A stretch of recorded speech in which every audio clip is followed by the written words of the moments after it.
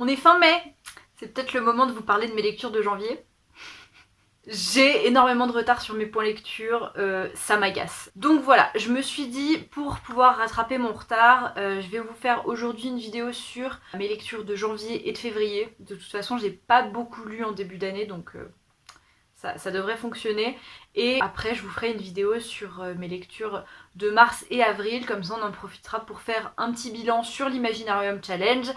Et ça sera plié, on aura rattrapé notre retard. Je dis on, mais je suis vraiment la seule à être en retard ici. Comme promis, on commence notre point lecture avec Good Omens, que j'ai lu en fait à cheval entre décembre et janvier. Et donc, pour ceux qui débarquent, Good Omens, ou De bons présages en français, c'est un roman de Terry Pratchett et Neil Gaiman qui reprend pas mal d'éléments de la Bible, puisqu'on va suivre un ange et un démon qui sont sur Terre, qui ont été envoyés sur Terre depuis la création tout simplement.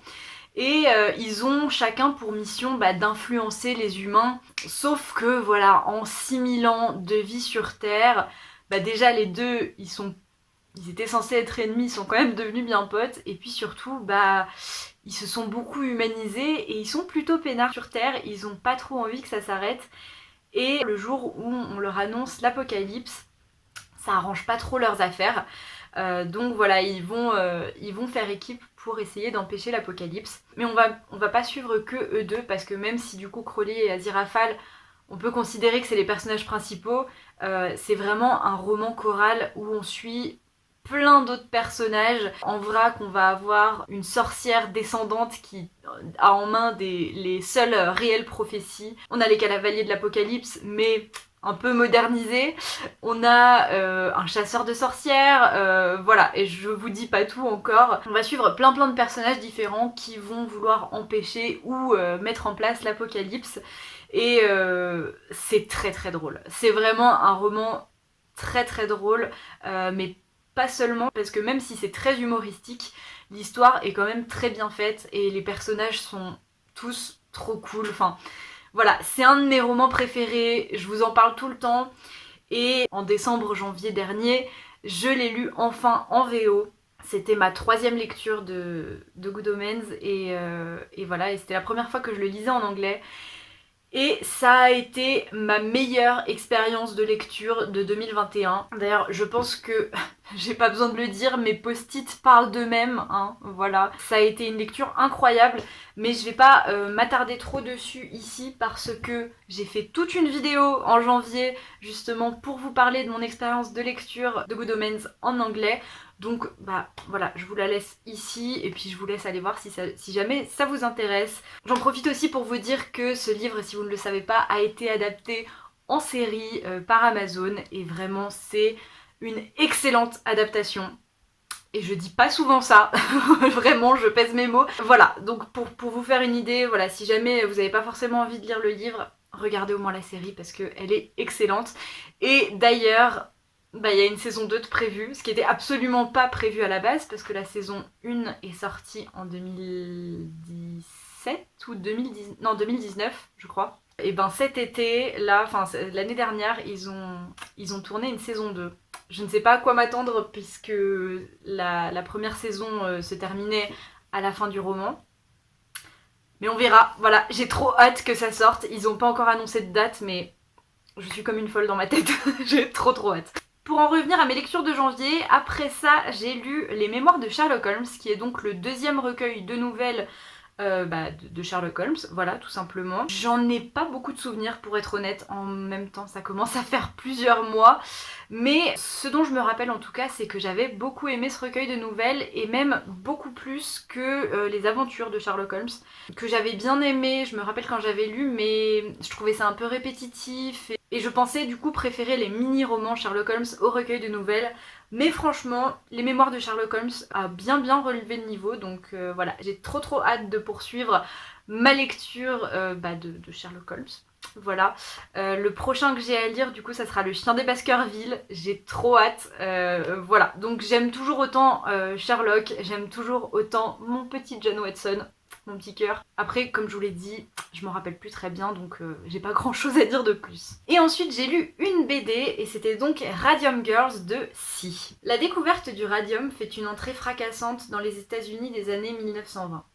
L'élément miracle découvert par Marie Curie baigne l'Amérique de son aura phosphorescente. En 1918, Edna Boltz s'installe aux côtés de Grace, Catherine, Molly, Albina et Quinta devant les établis du SRC. Elles vont y peindre minutieusement leur quota de cadrans de montre avec cette peinture si spéciale qu'elle permet de lire l'heure dans le noir. Deep Lip Paint. 3 mots, 3 gestes qui les mèneront à leur perte. J'étais vraiment ravie de lire cette BD parce que ça faisait très longtemps que j'avais envie de la lire, en fait, depuis avant qu'elle sorte, quand Si l'avait annoncé, donc ça remonte déjà quand même un peu. C'était vraiment une très bonne BD, très intéressante parce que c'est un sujet dont j'avais jamais vraiment entendu parler. Je connaissais la peinture au radium et je savais que le radium c'était très mauvais pour la santé et que du coup ça n'existait plus. Mais l'histoire de ces femmes qui se sont littéralement tuées à leur travail parce qu'elles peignaient des cadrans au radium, ça j'en ai jamais entendu parler, et pourtant c'est un sujet qui est très important par rapport aux droits du travail aux États-Unis et même dans le monde, quoi. Voilà, j'en dis pas plus, mais c'était vraiment très intéressant. Si a vraiment très bien géré ça, autant au niveau du scénario qu'au niveau des illustrations, parce que franchement, j'aime beaucoup son style, j'adore, mais là en plus, elle a tout fait au crayon de couleur, et c'est juste magnifique, quoi. On a, voilà, un camailleux de violet comme ça, avec parfois des nuances de vert radium, quoi, tout simplement. Et c'est vraiment très très beau. En tout cas, moi je suis très fan de ce style et de ses couleurs. Et la texture du crayon rend les choses tellement douces et vibrantes à la fois. Voilà, je suis fan, donc le style graphique c'était déjà gagné pour moi. Mais en plus, voilà, comme je vous l'ai dit, c'était un sujet vraiment très intéressant. Et c'était très émotionnel, ça m'a vraiment pris au cœur parce que j'étais super impliquée avec ce groupe de jeunes femmes et qui vont y passer toutes les unes après les autres. Et voilà, vraiment c'est une BD que je conseille parce qu'elle est très très bien. Ensuite, j'ai lu 1984 de George Orwell, ça faisait très longtemps que j'avais envie de le lire. Malheureusement, je l'ai pas sous les mains parce que je l'ai prêté à mon père. Il me l'a toujours pas rendu.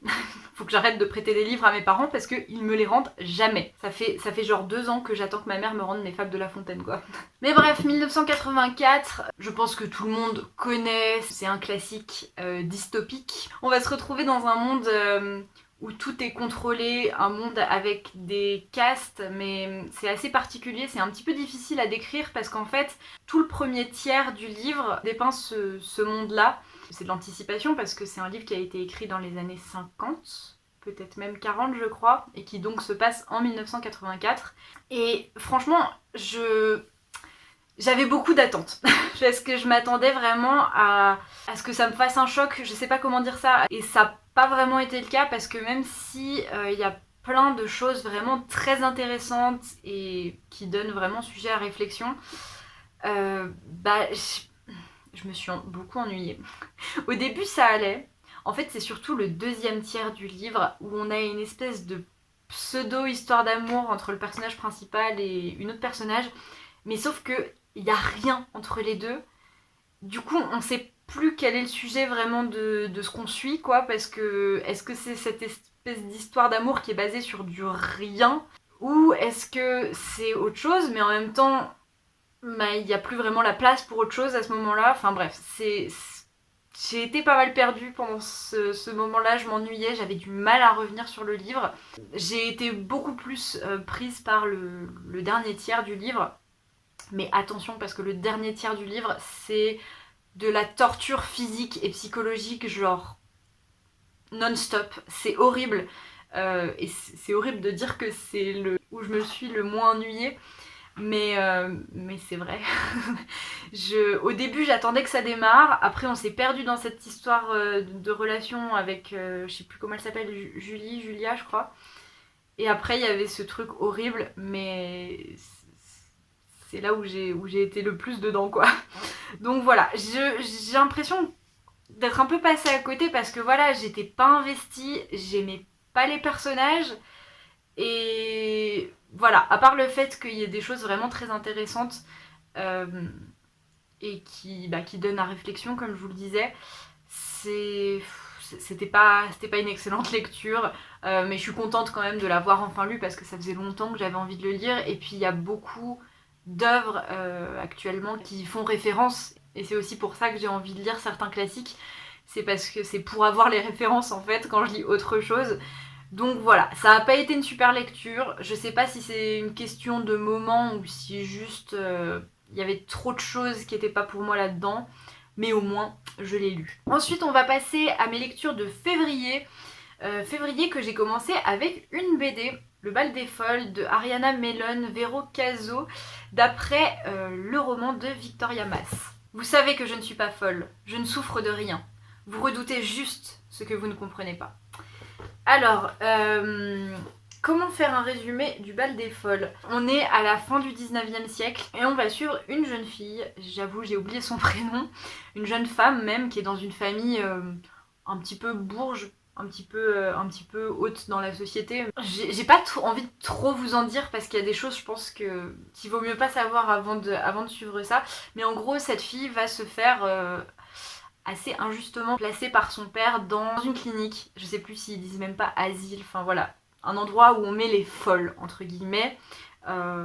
Qui sont en fait tout simplement généralement des femmes qui ne se conforment pas à ce que la société attend d'elles.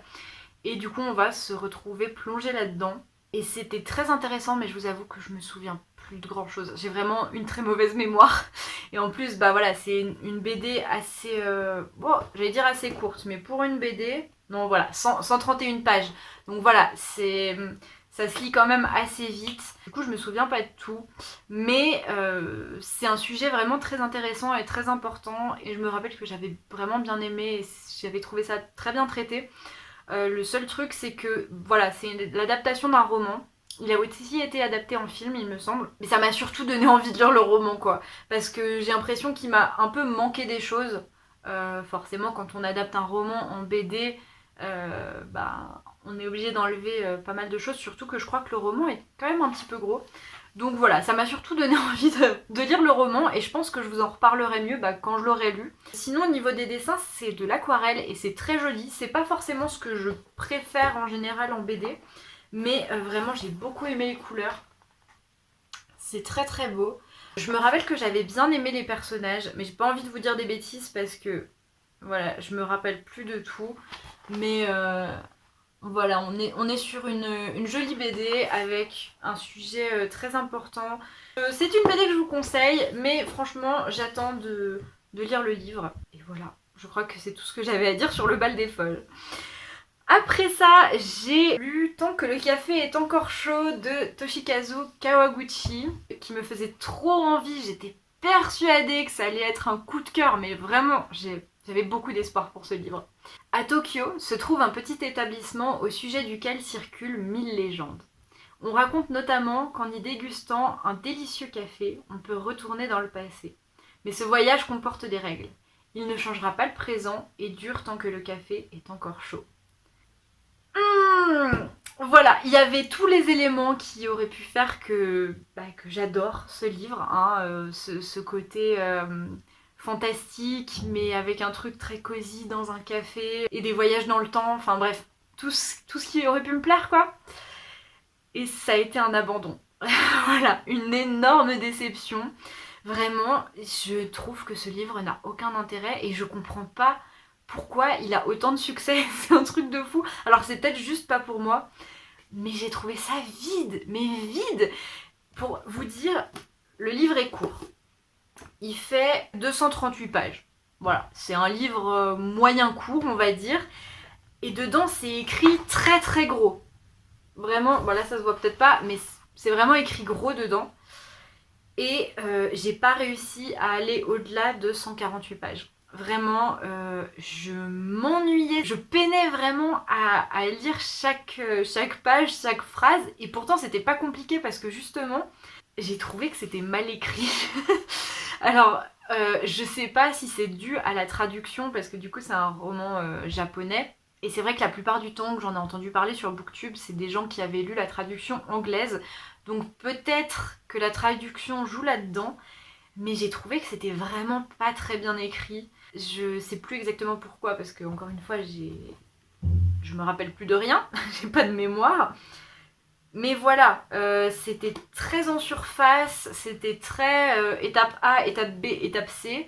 Les personnages étaient pas intéressants. En fait, il y avait des petits trucs qui m'accrochaient, des petits éléments, une petite caractérisation de personnage, un petit élément comme les règles pour retourner dans le temps, ce genre de truc qui était intéressant.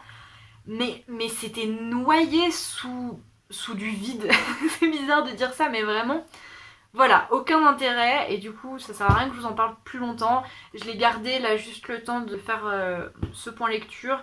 Mais après, il va filer en boîte à livres ou sur Vinted ou je sais pas quoi. Mais je vais pas le garder parce que voilà, je l'ai abandonné et c'est sûr que je le reprendrai jamais parce que ça m'a vraiment pas intéressé du tout. C'est dommage. Autant des fois, il y a des livres qui m'intéressent pas, mais je me dis bon bah c'est pas grave, on passe à la suite. Autant là, voilà, ça m'a fait de la peine parce que j'avais vraiment beaucoup d'espoir pour ce livre. L'idée de base a tellement de potentiel, mais j'ai vraiment pas trouvé ça bien traité du tout. Après, c'est peut-être juste pas pour moi, encore une fois, hein, voilà, mais c'est dommage. Je suis déçue. Et donc le tout dernier livre que j'ai lu en février, c'est Misery de Stephen King. Misery, c'est le nom de l'héroïne populaire qui a rapporté des millions de dollars au romancier Paul Sheldon. Après quoi, il en a eu assez et il a fait mourir Misery pour écrire enfin le vrai roman dont il rêvait. Mais il suffit de quelques verres de trop et d'une route enneigée dans un coin perdu pour que tout bascule. Lorsqu'il reprend conscience, Paul est allongé sur un lit, les jambes broyées dans l'accident, sauvé par une femme, Annie, une admiratrice fervente qui ne lui pardonne pas d'avoir tué Misery. Et le supplice va commencer. Sans monstre ni fantôme, Stephen King, au sommet de sa puissance, nous enferme ici dans le plus terrifiant huis clos que l'on puisse imaginer. Alors avant tout, c'était un très bon Stephen King et c'est un peu comme je m'y attendais parce que il est vraiment réputé pour être un des meilleurs Stephen King, mais je suis un peu passée à côté. Je crois que c'était vraiment pas une période pour lire pour moi le mois de février. C'est peut-être aussi parce que j'étais encore dans cette déception là. Et du coup, je me suis pas assez impliquée dans l'histoire, je me suis pas assez impliquée avec les personnages. Et du coup, j'ai beaucoup moins aimé ma lecture que ce que j'aurais pu. Et c'est un peu dommage parce que franchement, c'est un des meilleurs King que j'ai lu. Mais j'étais beaucoup moins impliquée que quand j'ai lu Cujo par exemple cet été. Cujo qui pourtant divise un peu plus les foules, hein. C'est pas le meilleur King du monde. Mais voilà, je pense que pour le coup c'était vraiment une question de période et c'était pas le moment pour moi de lire ça. Mais c'était quand même une très bonne lecture. C'est hyper violent parce qu'on est dans la douleur tout le temps. Le personnage principal, il a les jambes broyées et en plus il se fait torturer psychologiquement et physiquement par Annie. Il est enfermé en plus, il peut pas s'en sortir. C'est terrible vraiment ce qui se passe dans Misery. En même temps, voilà, c'est de l'horreur, hein.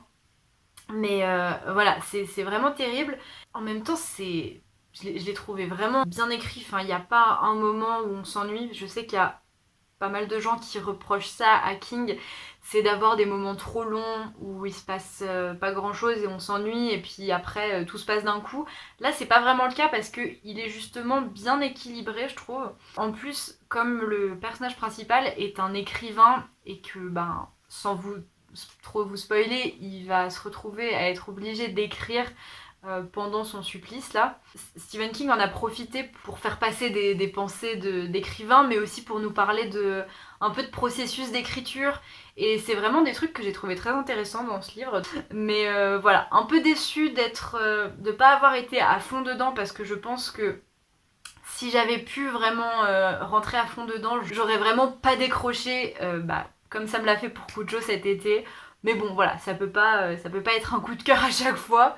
En tout cas, voilà, Misery, si vous aimez Stephen King et que vous l'avez pas encore lu, je pense que c'est quand même un incontournable. Il est vraiment très bien. Et du coup voilà, c'est terminé pour ce point lecture.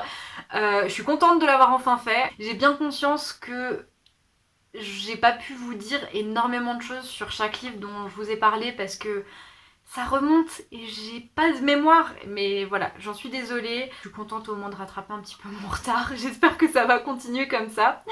Et voilà, si jamais vous avez lu ces livres, n'hésitez pas à me dire dans les commentaires ce que vous en avez pensé. Je serais ravie de discuter de tout ça avec vous. Et en attendant la prochaine vidéo, je vous souhaite de très belles lectures. Bye! When I wake up, well, I know I'm gonna be the man who wakes up next to you. When I go out,